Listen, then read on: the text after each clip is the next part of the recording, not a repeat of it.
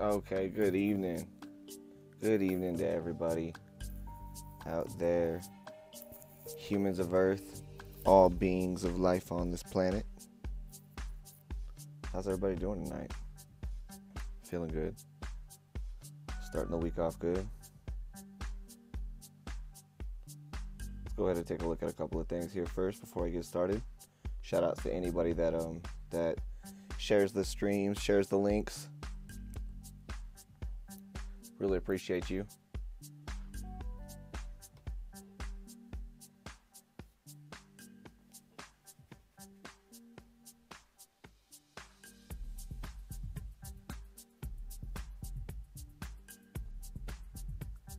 Just taking a look at a few things here.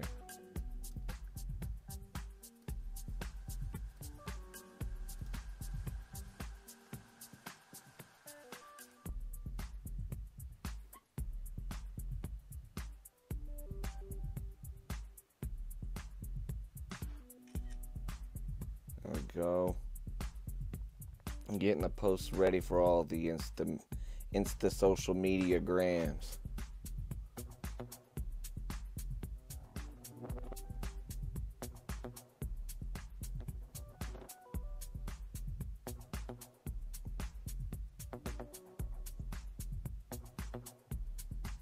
There we go. All right.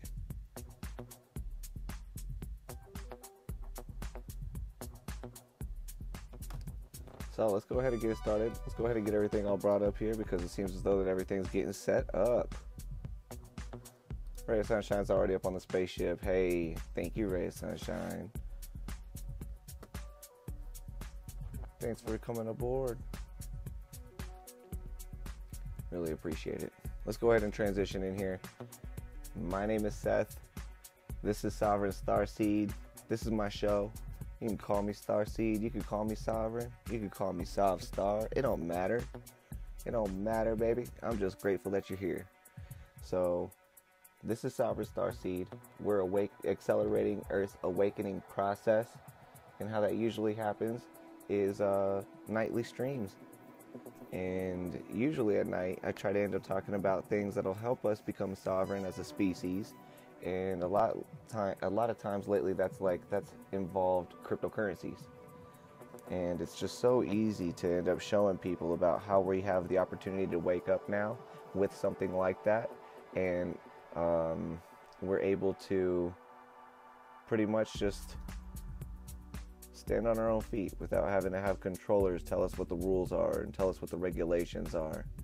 So from that, usually at night I'll end up streaming about things like cryptocurrency, privacy, just kind of like what different areas of the world is doing to end up getting their power back from, centralized oppression. Best way of saying it there. Best way of saying it. So I also like to start off a lot of my streams just with something that I'm grateful for. And it's just going to take me just a second here to go ahead and think about that for a second.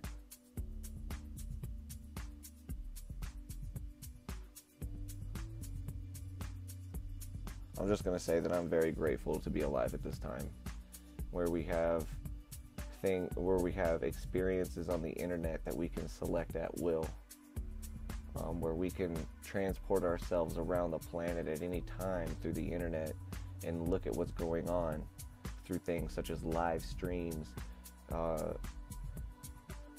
pictures being taken, videos being recorded, audio being recorded, all kinds of things like that. And I'm just very grateful that we're alive right now, and we're able to, even if I'm not able to walk around, I can still get in to another experience around the world, and I can see something that somebody else is doing.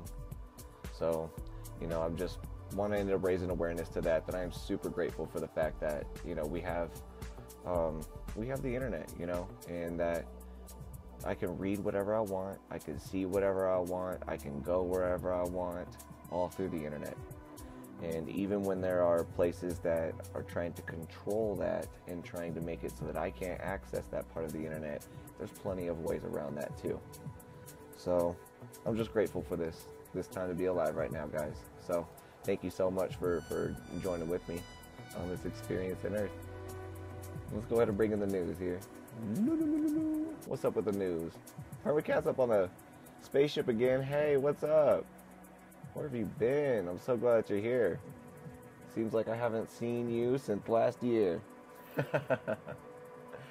So, just glad that you're able to make it. Glad we're seeing your face on the spaceship again. We got 2 permaculturists up on the spaceship right now, and that tells me that we're transmitting some good data, because those are the types of people that I want to be around. People that care about the planet, people that care about their food, people that care about food sovereignty.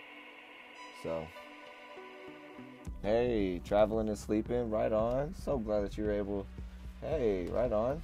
Glad that you're able to end up getting some things done and you're able to experience things.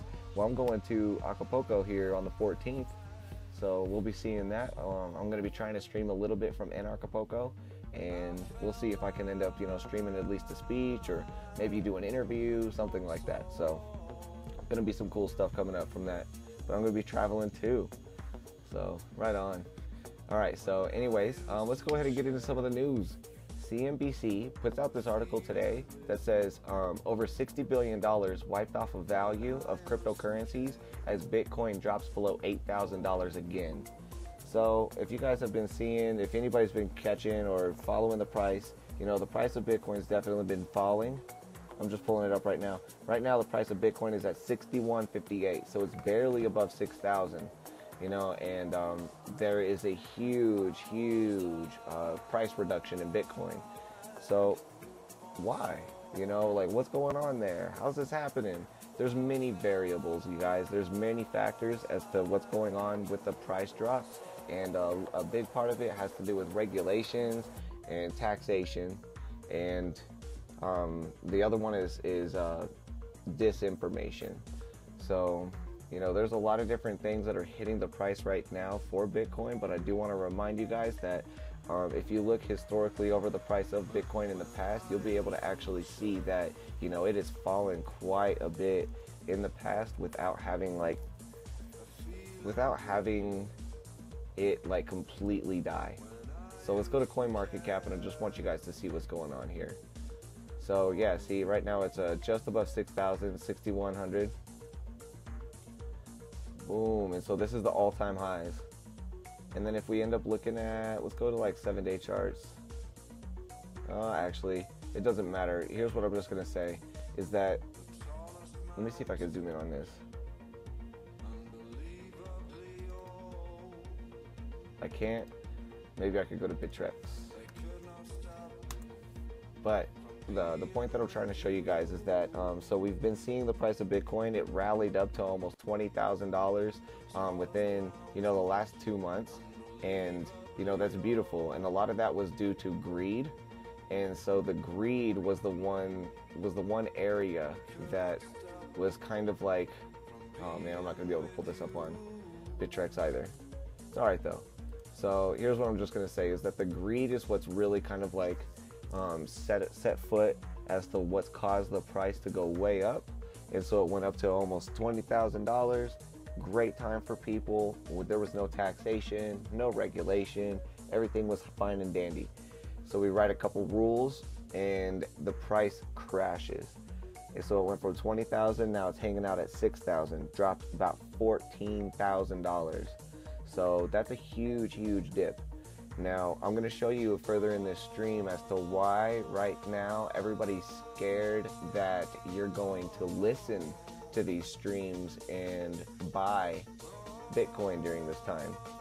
And it's going to be very fascinating to talk about this, and very contrarian to a lot of the other things that you may be hearing right now. However, I do want you guys to know that there have been times that Bitcoins went up from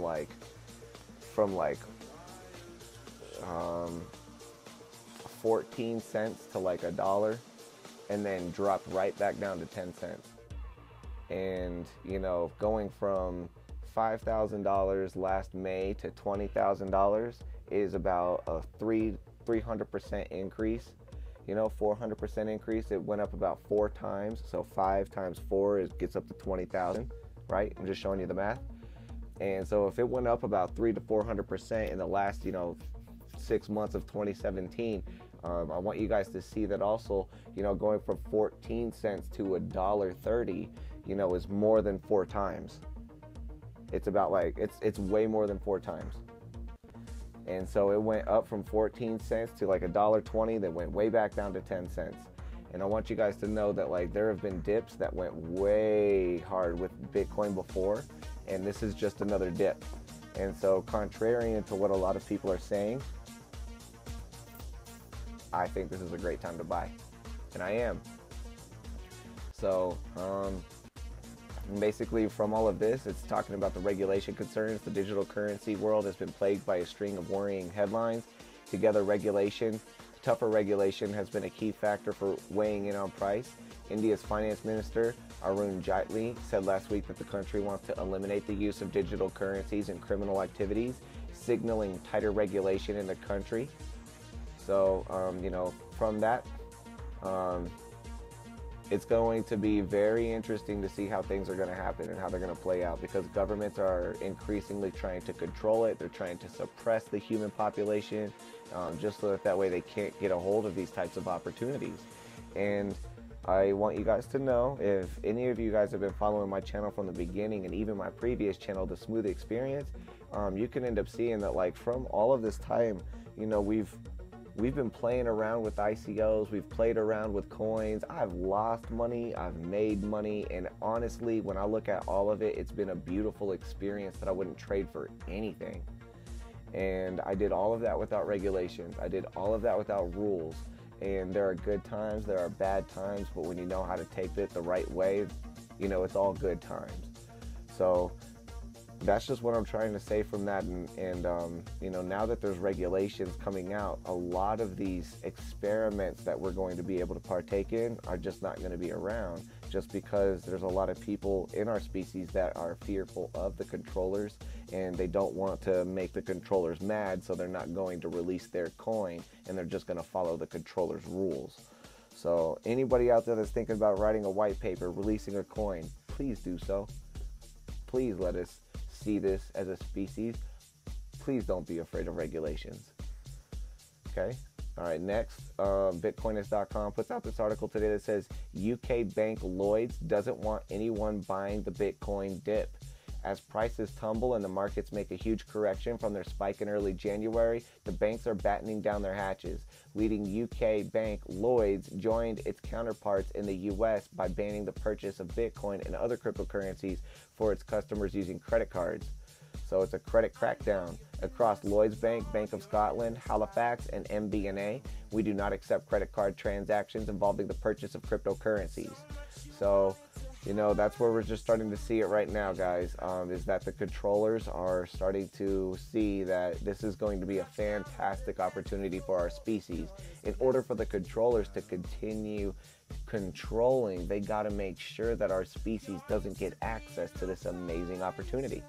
So, you know, anybody that's with UK Bank Llyods, as well as Bank of Scotland, Halifax, and MBNA, my heart goes out to you, and I feel sorry that you're now being banned and you're being controlled by, you know, your creditors, by them just choosing on a whim to not let you have access to this amazing opportunity called cryptocurrency. And so my sentiment with it, my friends, is just switch banks, you know, if you have to. And as you're switching banks, just make a mental statement to yourself that, you know, I'm only doing this temporarily until I can find people that can accept cryptocurrencies, you know, directly between me and that person I need to pay for all my bills, for everything that I need, including like groceries, services, all of that stuff. I want to try to find some alternatives to these fiat accepting businesses, so that way I don't have to go through a bank to do my business.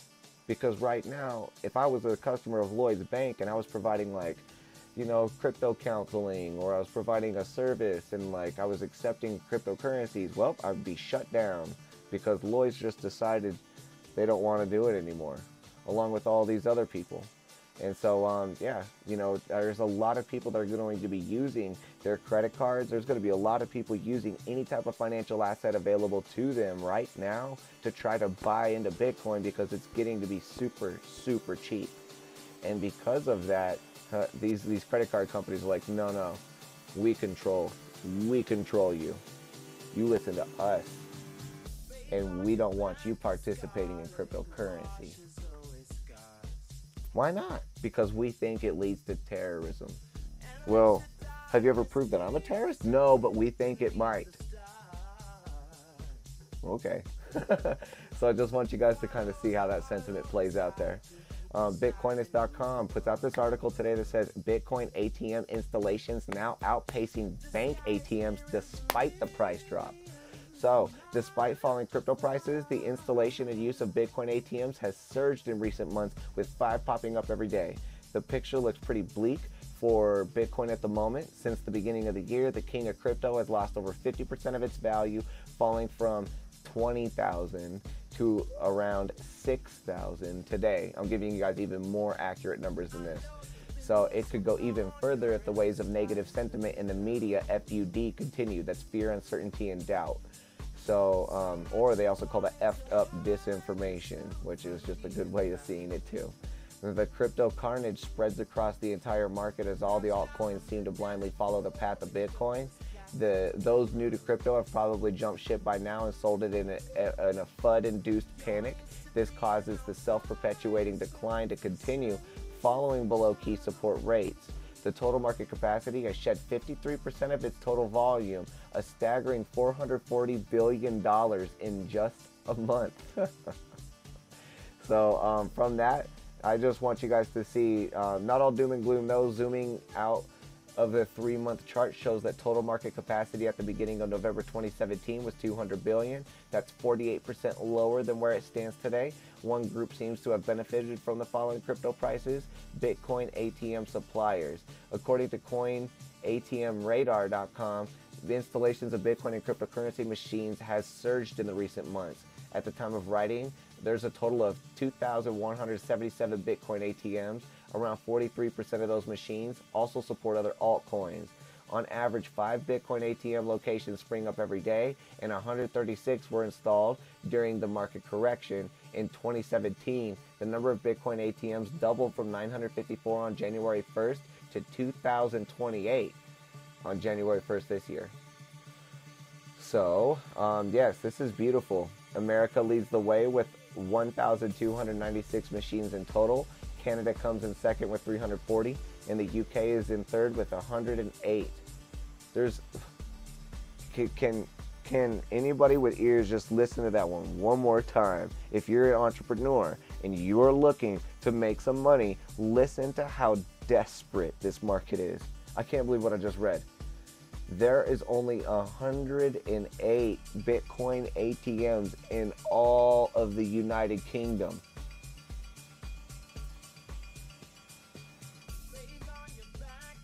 That's amazing, guys. I'm just trying to show you. Oh my goodness. Despite Japan and Asia dominating global trade volume, the continent has only 47 BTMs. There's not even 50 Bitcoin ATMs in Japan and Asia.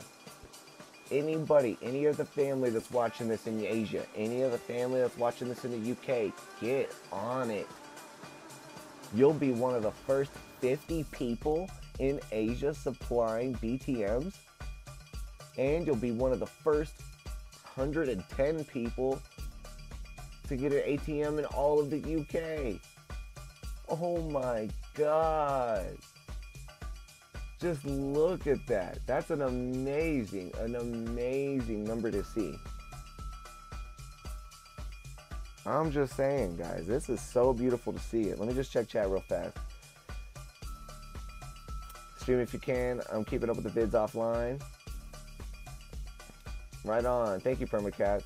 Ray of Sunshine believes it's going to go back up. Of course it's going to go back up. Of course it is. Wait till our species like starts to see this even more. And look at that. Not very many. Oh my gosh. Not even very many Bitcoin teller machines out there. That's amazing. So I just want you guys to see that. And, you know, that's because a lot of times there's things that are happening where the controllers are trying to suppress people right now and trying to make sure that they don't get access to this. So check this out. Next, Bitcoinist.com puts out this article today that says, fearing Bitcoin and seeking to capitalize on higher fees, Visa and Mstercard reclassify crypto purchases as cash advances. So just in time for what some savvy investors might construe as a 60% off Bitcoin sale. Yes, exactly. I am construing this dip as a 60% off Bitcoin sale right now. Exactly. Visa and Mstercard have decided to make buying cryptocurrency more expensive than ever. Bitcoin is considered cash by creditors. So isn't that fascinating? This fraud, right? This fraudulent thing that, you know, UK bank Llyods doesn't even want people using. Well, looks like people are just going to go and get a Visa or a MasterCard if they want, but they're going to end up paying so high in fees. So the fees for cryptocurrency is getting even higher now if you're paying it with the credit card. And it says at some point during the last week, both Visa and MasterCard decided to reclassify Bitcoin transactions as cash advances as opposed to purchases. According to spokesperson for MasterCard, quote, Over the past few weeks, we have clarified to acquirers or the merchant's bank the right transaction or merchant category code to use for these types of transactions, cryptocurrency purchases. This provides a consistent view of such purchases for both merchants and issuers. So it's a power play. Credit card companies may act like they're protecting consumer interests against investing in a volatile asset, but reclassifying cryptocurrency purchases as cash advances suggests just the opposite. Instead of outright preventing customers from purchasing Bitcoin, Visa and Mstercard are simply looking to increase their own returns while putting their customers at a greater financial loss. The company's decision may also be construed as a power play against an increasingly popular cryptocurrency market, which actively disrupts traditional financial institutions. Furthermore, regulators' definition of what Bitcoin actually is now must be re-examined. The IRS treats the dominant cryptocurrency as taxable property, while credit card companies now classify as in line with cash being withdrawn from an ATM. So which is it? And so, okay, you guys, you see, I'm going to keep on talking about it. You might as well just like tattoo it on me somewhere, is that words are important and definitions are even more important. So this is where we're seeing, a definition becoming very important. So how many of you guys have a Visa? How many of you guys got a MasterCard in your wallet? Yeah, like most of us. So like what I'm trying to say is that like because of this, you can end up seeing that like if you were to end up purchasing anything with a Visa or MasterCard last year or even up until now, up until a few weeks ago, it wouldn't matter. They would just treat it as a purchase. They wouldn't care. They would just treat it like anything else. But now it seems as though in the hearts of these credit card companies, they're so scared of cryptocurrency that they now have to redefine and put cryptocurrency into a new definition. So they're putting it in as cash, and then if they can do that, then they can charge you 30%, 40% on some of these cash advances. But we got this whole world being so schismed now on exactly what cryptocurrency is. And let me just remind everybody who's watching this channel, thank you, first of all. But let me just remind you guys that I've reported on the past. Look at my past streams. There's one that talks about a Nobel Prize winner that even says, look, if you try to classify this as one thing or another thing, you're gonna really screw yourself up. It's not really what he says, but that's my interpretation of it as well, because I know that this cryptocurrency isn't even supposed to be called a currency. It's crypto, and it's a blockchain asset. It's a blockchain store of value. Shoot, if you like kitties at all, you might have collected some crypto kitties with no intention of ever selling them, just because you like the kitty. Now tell me if that's a currency. Tell me if that's ever even a store of value other than just your personal hobby. So that's what I want you guys to see. And now we're seeing that at certain places, the IRS treats this as property. But the credit card companies over here just won't talk to the IRS, or, everybody has their own ego now, and they're all trying to prove their relevancy. And so all of these Visa, MasterCard, Discover, and everybody else over here are trying to end up calling this a cash advance. So they treat it as a pure currency, cannot be property. IRS, property. So as an American, as somebody even just like trying to fulfill your statutory duties in this country, what do you do? What do you do? You can't do it. You can't be correct on both terms. You can't call this a cash advance and you can't call this a property at the same time. So what do? You remain sovereign and you make your own decisions, my friends. You think about how much of a joke both of these entities are, how much of a joke Visa and MasterCard are, and how much of a joke the IRS is. You start to look at that and you start to say, this is just a big joke. This is just a big circus. And these guys over here, the IRS really wants me to do one thing, and these guys over here, Visa and MasterCard, want me to do another thing. They want me to dance in two different dances. But I only got one dance floor and there's only one type of music playing. So what am I supposed to do? Remain sovereign. Remain sovereign, humans. That's what you do. You end up seeing how much of a joke all of this is. And we start to end up thinking forward, and we start to think past these other companies that are trying to regulate us and tell us what our own cryptocurrencies are. I want everybody that's watching this to start to define what cryptocurrency is for yourself. Sit down, get rid of all the distractions, get rid of all of the other words that other people have tried to call this. And I want you to sit down by yourself and in your own body, in your own soul, try to look at this and try to say, what is a blockchain token to me? What is it to me? Nobody else. I don't care what anybody else thinks. What is it to me? Well, some of them I collect. Some of them I use to settle debts. Some of it I use just to store, value in there.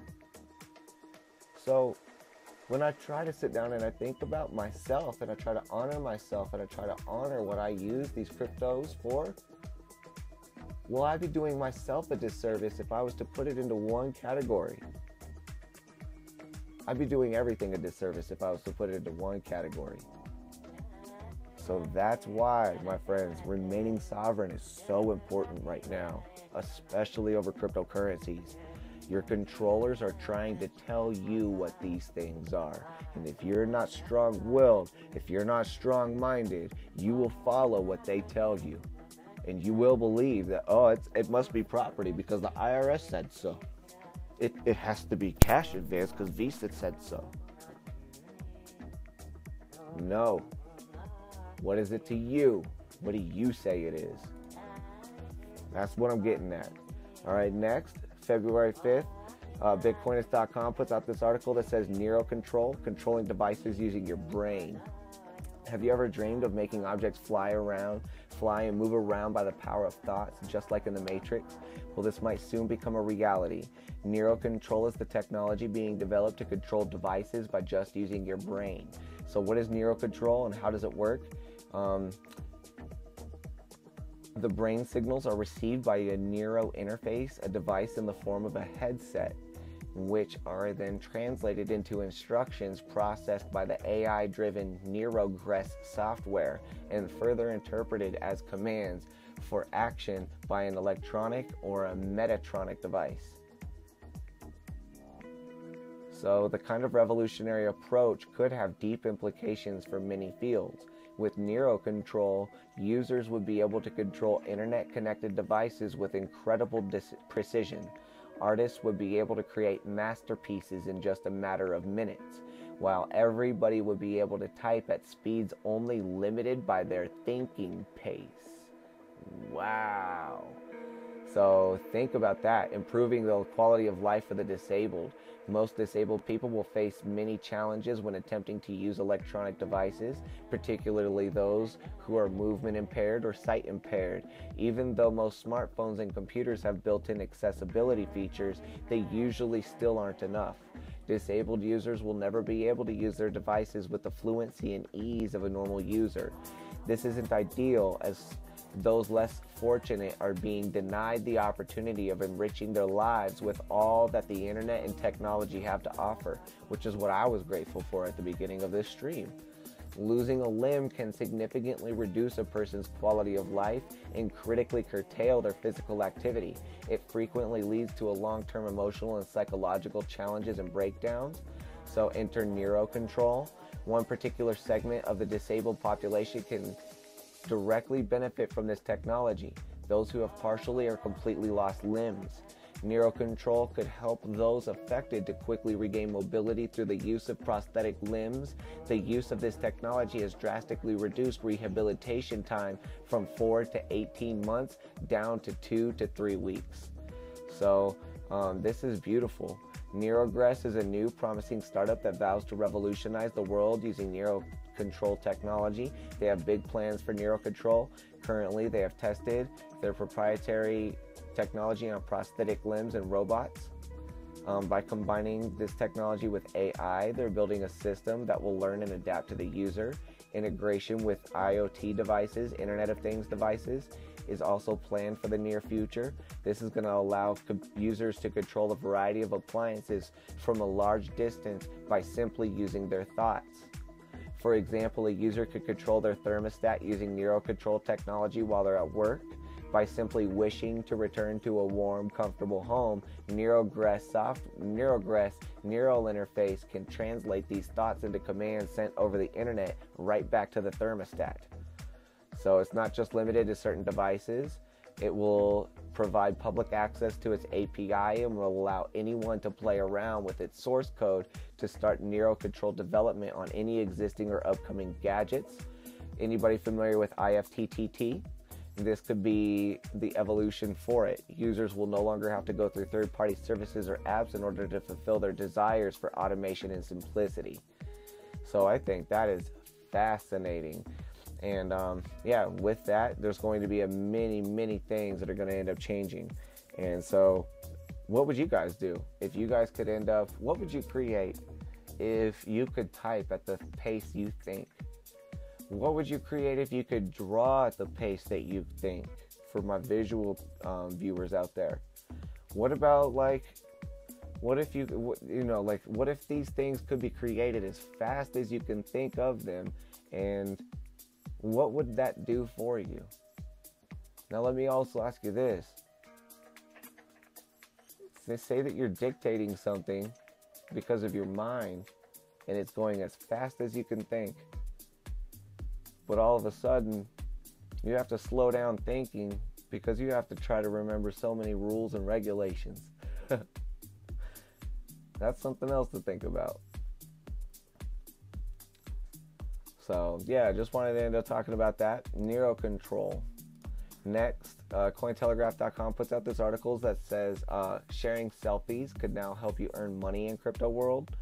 So sharing the latest picture of avocado toast and latte hearts with the world might become a part of the crypto economy. A startup called Selflly wants to create a new take on that of social media influencers on Instagram, Snapchat, and other well-known picture sharing platforms, just with a crypto twist.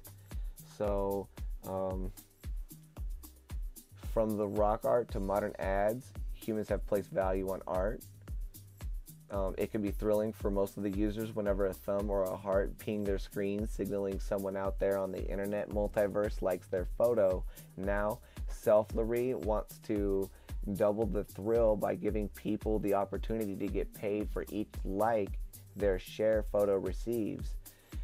People with huge amounts of followers could earn huge amounts of money, the company emphasizes, but there's also an alternative way by selling your photo to the built-in stock photo market, and businesses can also benefit from their advertising on the platform. So I think that is really cool. Imagine if there was a platform that you guys could take pictures of yourself or take pictures of anything that you had, and as soon as it was uploaded, it would end up either becoming your own work that you would get paid from, or you could put it into the public domain so that other people could use that in the future for their websites. And I think that's beautiful because it's going to create a lot of content really fast for all of us to use, as well as rewarding and incentivizing people for creating more content for everyone to use for free. And so from that, like, that's going to be beautiful. And I don't know completely how everything's going to work, but Selflly is just another area where you're going to get paid for your photography. So, yep, things like Instagram and other controlling concepts that never rewarded you besides digital hearts or likes or whatever. Now all that's going to change. And I think that's awesome. Cointelegraph.com puts out this article 2 days ago that says newly discovered vulnerability in all Ledger hardware wallets puts user funds at risk. What? Hardware cryptocurrency wallet manufacturer Ledger has discovered a vulnerability that affects all of its devices and can lead to users losing their funds, according to a report released on Saturday, February 3rd. To mitigate the man-in-the-middle attack vector reported here, always verify your receive address on the device's screen by clicking on the monitor button. And this is a tweet directly from Ledger HQ. So how to protect yourself? You just basically try to make sure that you always look at whatever device or whatever address you're sending your cryptocurrency to, and you look at your little device's display and make sure that the first 3 digits and the last 3 digits are matching whatever you see on your computer screen. So because of that, I just want you guys to see that, and this is kind of where I was saying that, you know, hardware wallets, this is another area that it's going to be hard to sell me on them, because no matter what happens, guys, technology is evolving, and the date that you purchased your hardware wallet, yep, it was the best in the world at the time. But as soon as somebody that you know wanted to make a name for themselves got a hold of one of those ledger wallets and started to crack through the code and found a way to make a virus for it, well, or find a hack to end up releasing funds, well, they're going to get out there and they're going to do it. They're going to end up making a name for themselves and then getting all of those funds released. And so with hardware, it's hard for us to see how you can future-proof anything.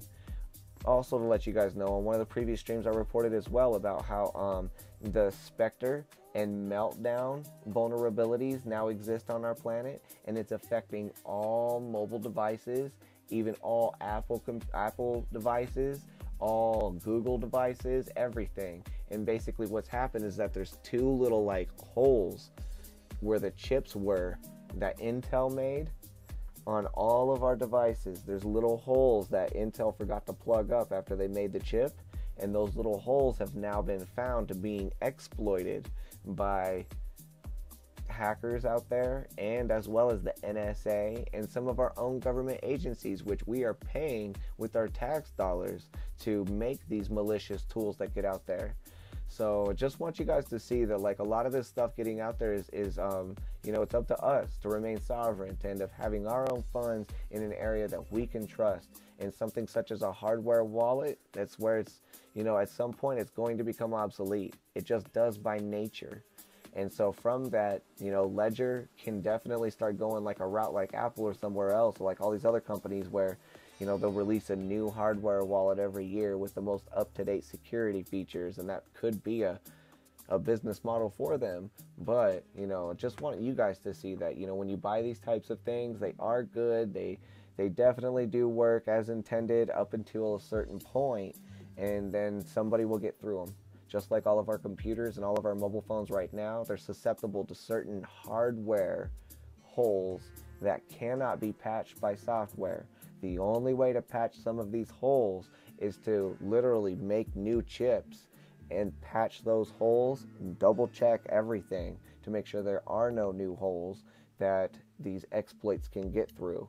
And if there are, that they can be completely patched up via software updates, so people don't have to use vulnerable devices, because now all of our devices are vulnerable to Meltdown and Spectre attacks, and now all Ledger devices are vulnerable to this as well. So that's just what I want you guys to see, and just a good lesson for us to learn from, as well as for anybody else that's already purchased a hardware wallet. My heart's telling me that the only way to end up getting around something like this, guys, would be to end up putting something on a paper wallet and then storing that paper wallet in a very safe location, because, you know, it's very hard for a hacker to try to hack a piece of paper that's sitting in your personal safe somewhere. You know what I mean? So they would have to actually get a hold of who you are, get a hold of your paper wallets, and then make you have to give up the codes from those paper wallets in order to get your funds. So it's just another way of doing this, which is beautiful, because nowadays it's up to us, it's up to each person to have security over their own finances. The only alternative is to give that over to a bank. You know what I'm saying? So finally, in news tonight, I just wanted to go through this article. It says from USA Today on February 3rd, lasers have revealed a Mayan civilization of unimaginable scale. So actually, yeah, I want to bring up the original from this, because this is fascinating. So researchers from Guatemala's Pacunam Foundation said on Thursday they had mapped the outlines of dozens of newly discovered Maya cities previously hidden deep in the jungle. About 60,000 structures have been discovered over the past 2 years in the northern department of El Petén, which borders Mexico and Belize. According to Marcelo Canuto, one of the project's senior investigators.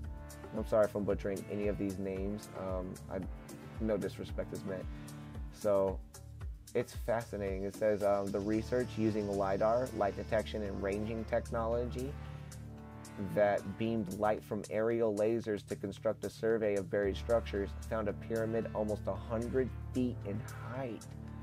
It had previously been thought to be a small mountain in the heart of the ancient Maya city of Tikal, a major tourist destination in northeastern Guatemala. Now it is no longer necessary to cut through the jungle to see what's underneath it, said Canuto. A series of pits and a wall were also discovered in Tikal. The fortified structures and large causeways reveal modifications to the natural landscape made by the Maya on a previously unimaginable scale. So there's a lot of stuff that's coming out from this right here, guys, and I just wanted to report on that so we could see it. But they are now starting to find a massive underground, pretty much underground city that's just that's been sitting there this whole time, and we just haven't explored it, haven't looked with the right eyes, maybe haven't had the right technology to see it until now. But that's that's an awesome article, and it's not just from like a crypto website. That's USA Today, guys.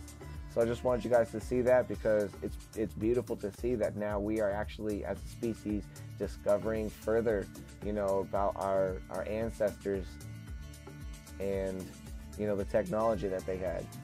So with that, that's the end of the news. Thank you so much to everybody that watched this tonight. Really appreciate it, because yeah, we were able to end up talking about a few things here. I would just say, you guys, make your decisions, be sovereign, try to see what's going on here, try to step back, zoom way out, like way out from what these headlines are saying, zoom out from what I'm saying, go watch some other videos, take that information and then zoom out from it. What do I mean by that? I mean, like, try to look at all the information from like an aerial view, like literally zoom out in your mind from everything that you just learned, and then you can see how all these different companies just have different opinions, and these companies aren't even real living beings. These companies are fake beings that require real beings to be alive. Right? And we're going to get deep into that stuff soon, but I want you guys to remember that it's those companies, those fake corporate entities that would not exist if it wasn't for your flesh and blood, and it wasn't for my flesh and blood paying money to them. So that's why it hurts to see any of these companies trying to say anything about how we're supposed to spend our money.